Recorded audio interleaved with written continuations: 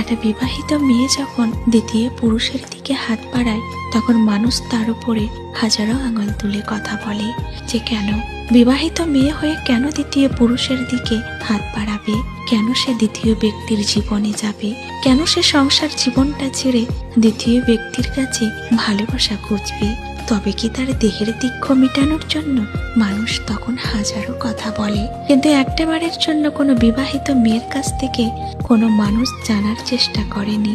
আচ্ছা তোমার ঘরে তো স্বামী আছে, সংসার আছে, তারপরেও কেন তুমি দ্বিতীয় ব্যক্তির দিকে হাত বাড়ালে? এটা কোনো মানুষ জানার চেষ্টা করেনি। কিন্তু একটা কথা কি জানেন, একটা বিবাহিত নারী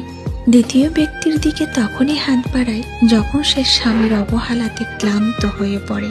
যখন তার স্বামী তার ভালোবাসার জায়গাটা অসম্পূর্ণতা রেখে দেয়, যখন তার স্বামী তাকে ভালোবাসা না দিয়ে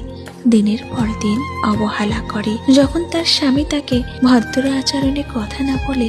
অভদ্রতা আচরণে কথা বলে, যখন তার স্বামী কষ্টের সময়তে তার পাশে না থেকে তাকে প্রতিটা মুহূর্তে সেকেন্ড কষ্ট দেয়, যখন তার স্বামী তার মুখে হাসি না ফুটিয়ে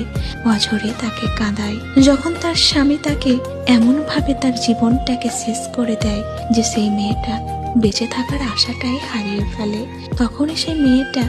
শুধু নিজেকে বাঁচিয়ে রাখার জন্য দ্বিতীয় ব্যক্তির দিকে হাত বাড়ায়, শুধু একটু ভালোবাসার মানসিক শান্তি পেয়ে বেঁচে থাকার জন্য। ভালোবাসা ছাড়া কোনো মানুষের জীবন কাটে না, কারণ বেঁচে থাকার আশা যদি কোনো মানুষের মধ্যে না থাকে তো কেউ বাঁচতে পারে না। বিবাহিত নারীটা যদি স্বামীর কাছে বেঁচে থাকার আশা খুঁজে পেত তবে সে কখনোই দ্বিতীয় ব্যক্তির দিকে হাত বাড়াতো না, কখনোই সে দ্বিতীয় ব্যক্তির কাছে ভালোবাসার মানসিক শান্তি পেয়ে বাঁচতে চাইতো না।